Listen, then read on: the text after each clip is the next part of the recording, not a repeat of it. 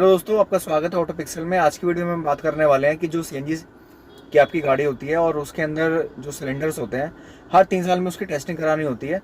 तो आज मैं वही टेस्टिंग कराने के लिए जा रहा हूँ अपनी गाड़ी की, क्योंकि इसको सीएनजी लगे को करीब करीब 3 साल हो गए हैं और इसकी हाइड्रो टेस्टिंग होनी है सीएनजी के सिलेंडर की। देखिए, जब गाड़ी के अंदर सिलेंडर हम लोग लगवाते हैं सीएनजी वाला, तो उसकी एक प्रेशर होता है। उस प्रेशर के थ्रू उसको टेस्ट किया जाता है हर 3 साल के अंदर, क्योंकि जब सीएनजी सिलेंडर के अंदर जाती है तो उसकी जो एज होती है वो धीरे धीरे कम होने लगती है। तो इसीलिए उसकी टेस्टिंग कराना ज़रूरी होती है। अगर वो टेस्टिंग आपने नहीं कराई है और टेस्टिंग आपकी एक्सपायर हो चुकी है, यानी कि 3 साल से ऊपर हो गया, तो कोई भी सीएनजी वाला पंप आपको गाड़ी के अंदर सीएनजी नहीं देगा। तो इसीलिए ये टेस्टिंग करानी ज़रूरी होती है। और इसके अंदर सेफ्टी भी हमारी, क्योंकि अगर हम टेस्टिंग नहीं कराएंगे और सिलेंडर के अंदर कोई दिक्कत निकली तो सीएनजी डलते हुए सिलेंडर फट भी सकता है, बहुत सारी प्रॉब्लम आ सकती है। और मतलब कहने का मतलब है कि पूरा इसमें जान का रिस्क रहता है।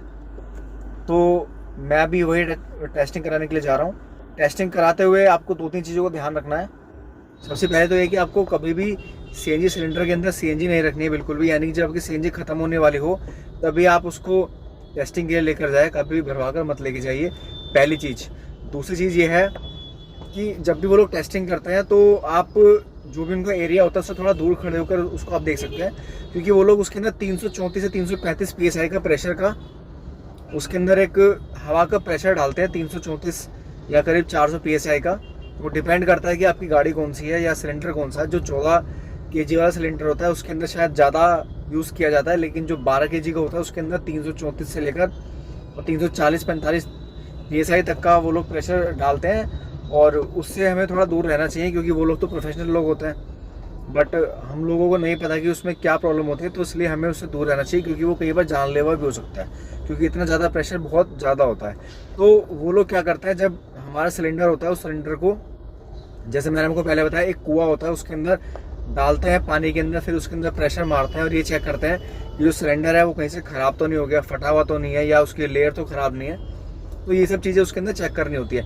तो दोस्तों, इसका बेनिफिट ये होता है कि जब भी ये चेक होता है तो चेक होने के बाद एक क्लियरेंस हमको मिल जाती है कि हम और आगे 3 साल के लिए सिलेंडर को अपने यूज़ कर सकते हैं। जब हम सीएनजी डलवाते हैं सिलेंडर के अंदर तो बहुत सारी और भी चीज़ें गैस के साथ में हमारे सिलेंडर के अंदर इंटेक हो जाती है, और जो कि वो गंदगी जमा देती है, और जो उसका लोहा होता है उसको ख़राब करती रहती है, जो भी सिलेंडर का लोहा होता है उसको धीरे धीरे।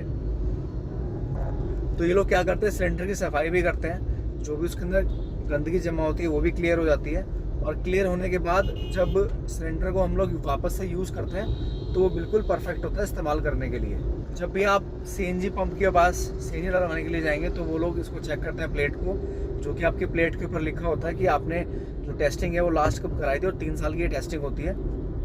और टेस्टिंग के बाद जब आपको क्लियरेंस मिल जाती है तो आप किसी भी सीएनजी पंप से अपने सिलेंडर के अंदर सीएनजी डलवा सकते हैं और उसमें कोई दिक्कत नहीं है। तो जब भी आपके 3 साल पूरे होने वाले हों उससे 1 दिन पहले या 2 दिन पहले आप इसको ज़रूर टेस्ट कराएं, ये बहुत ज़रूरी चीज़ है। और जो मैं आपको बता रहा था कि सीएनजी हमेशा ख़त्म करने के बाद ही,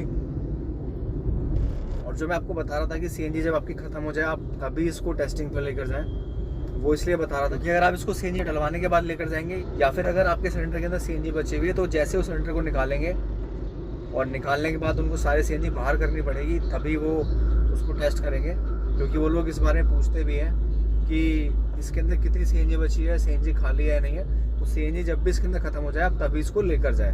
दोस्तों, हमारे सिलेंडर की हाइड्रो टेस्टिंग हो चुकी है और उसके अंदर पास हो गया है, और अब उन्होंने बोला है कि इसके अंदर आप सीएनजी डलवा कर लाइए, और मैं सीएनजी डलवाने के लिए आया हूँ पंप पर, ये देखिए। और सीएनजी डलने के बाद ये एक बार चेक होगा, वापस मुझे एक बार उनके पास लेकर जाना पड़ेगा और चेक करेंगे कि जो सिलेंडर है उसके अंदर कोई लीकेज तो नहीं है या कोई और दिक्कत तो नहीं है, और जिससे कि ये क्लियर हो जाएगा कि इसके अंदर कोई लीकेज नहीं है। मतलब सीएनजी डालने के बाद ये लोग क्या करते हैं, उसको टेस्ट करते हैं एक बार साबुन और सर्फ वगैरह लगा के, जो मैं आपको दिखाऊंगा अभी, और जिससे कोई लीकेज तो नहीं है।